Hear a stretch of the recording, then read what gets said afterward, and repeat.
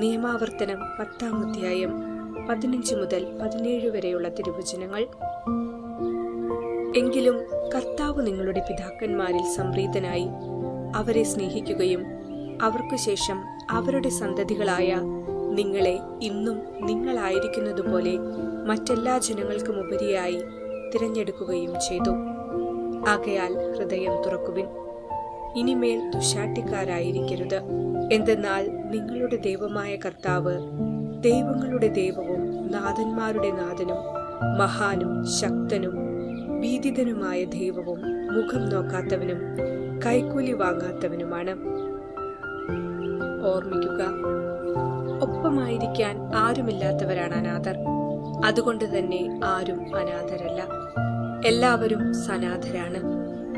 എന്തെന്നാൽ നിങ്ങളുടെ ദൈവമായ കർത്താവ് ദൈവങ്ങളുടെ ദൈവവും നാഥന്മാരുടെ നാഥനും രാജാക്കന്മാരുടെ രാജാവുമാണ്.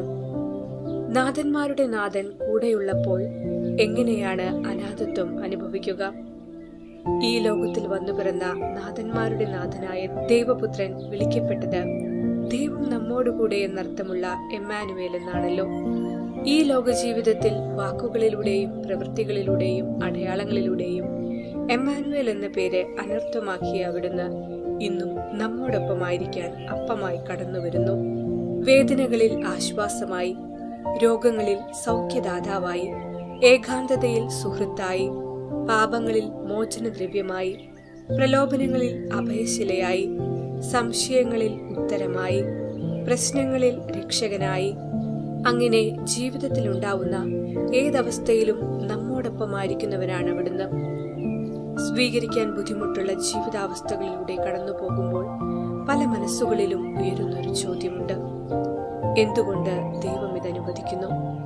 നൊമ്പര പാതകളിലൂടെ സഞ്ചരിച്ചാൽ മാത്രമേ അവിടുന്ന് നമുക്ക് വേണ്ടി ഏറ്റെടുത്ത സഹനത്തിന്റെ ആഴം അല്പമെങ്കിലും മനസ്സിലാക്കാനാവൂ.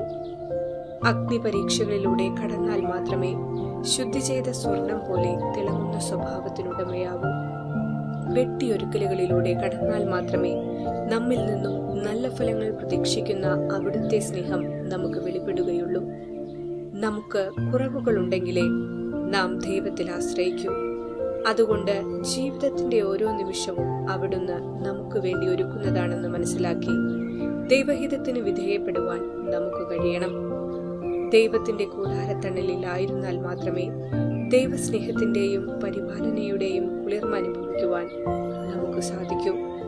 നമ്മുടെ ഇടയിൽ കൂടാരമടിച്ചവന്റെ കൂടെയാണ് എപ്പോഴും എന്ന് ഉറപ്പുവരുത്തി ജീവിക്കുവാൻ വേണ്ട കൃപയ്ക്കായി പ്രാർത്ഥിക്കാം.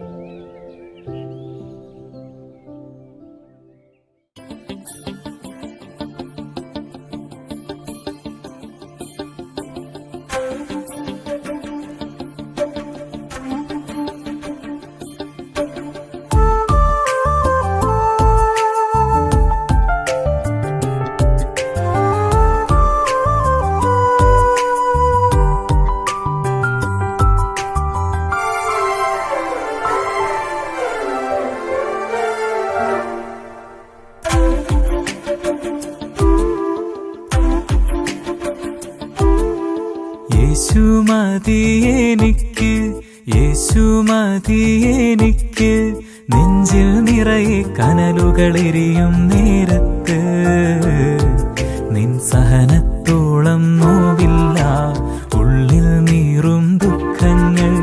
യേശുമതി, യേശുമതിയെനിക്ക്,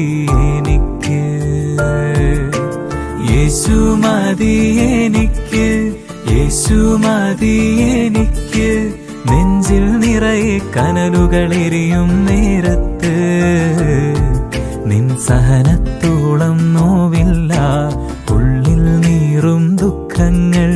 യേശുമതി, യേശുമതിയെനിക്ക്.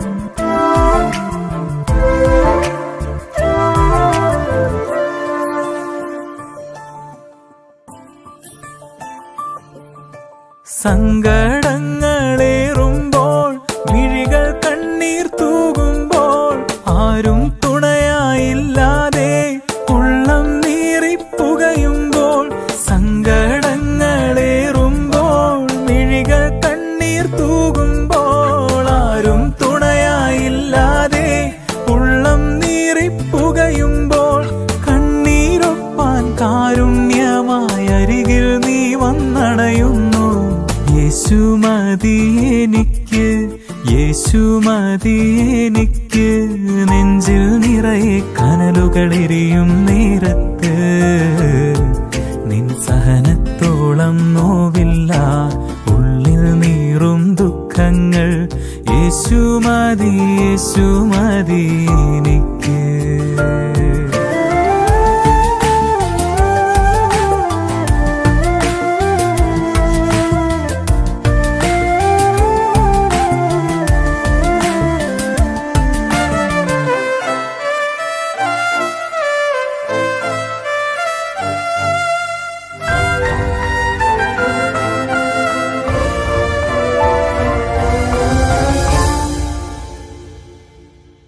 ഉത്തരമൊന്നും ഇല്ലാതെ ഓരോ വഴികൾ അടയുമ്പോൾ ഉയരാൻ ഇനിയും തുനിയാതെ നിരാശയിൽ ഞാൻ താഴുമ്പോൾ ഉത്തരമൊന്നും ഇല്ലാതെ ഓരോ വഴികൾ അടയുമ്പോൾ ഉയരാൻ ഇനിയും തുനിയാതെ നിരാശയിൽ ഞാൻ താഴുമ്പോൾ ക്രൂശിൽ പിടയും നിന്നിൽ ഞാൻ എൻ ജീവിത വിജയം കാണുന്നു.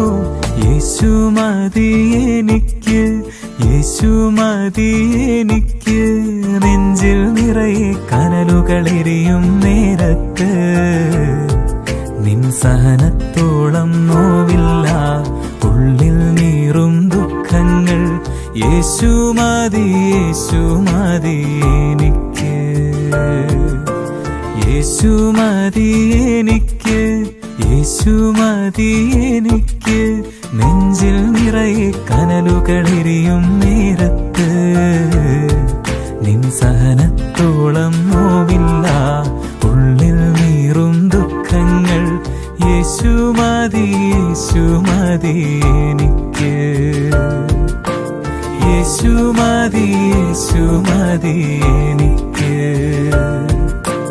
യേശു മതി, യേശു മതി എനിക്ക്.